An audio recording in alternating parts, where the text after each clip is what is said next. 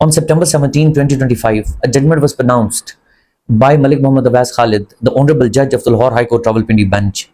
It's worthy of discussion because a suit under Order 37, Rule 2 is discussed in this judgment. Let's talk about the circumstances and the delicate propositions discussed by the Honorable Lahore High Court. और उसके circumstances क्या हैं? The title of the case is Ehsan Qadir versus Razak etc. और इसमें mood point क्या है उसकी तरफ जाने से पहले I would like to give you gist of the matter कि एहसान कादिर ये सूट फाइल करता है इस असर्शन के साथ कि मैंने 7.5 crore for the purpose of investment defendants को दी और इस प्रॉमिस के साथ in the presence of the witnesses के वो मुझे जब भी मैं चाहूँगा कैपिटल मुझे वापस करेंगे और मंथली प्रॉफिट और मार्कअप मुझे रेगुलरली पे करेंगे। और उसके बाद जैसे ही मैंने इनको अमाउंट दी फिर इन्होंने ना तो मुझे कैपिटल वापस किया और ना ही मुझे कोई प्रॉफिट दिया है इन्होंने। दैट्स वाई मैं ये सूट फाइल कर रहा हूँ।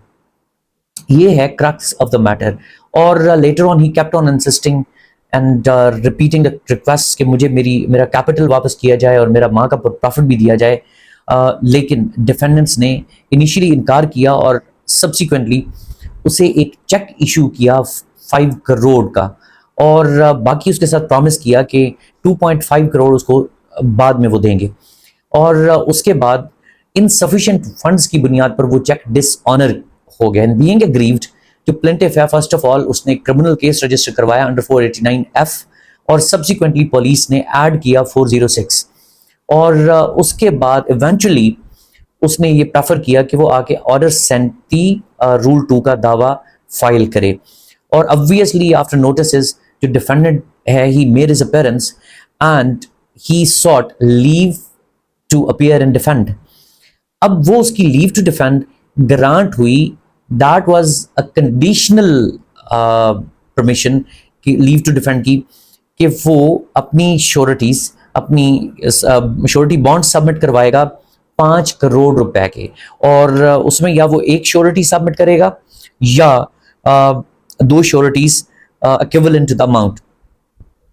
और जो कि उसे numerous opportunities were given to him but he wasn't able to submit the sureties।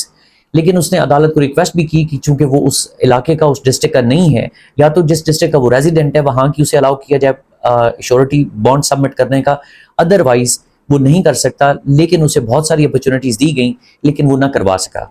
और उसके बाद जो ट्रायल कोर्ट है उसने स्ट्रेट अवे सूट डिक्री कर दिया 5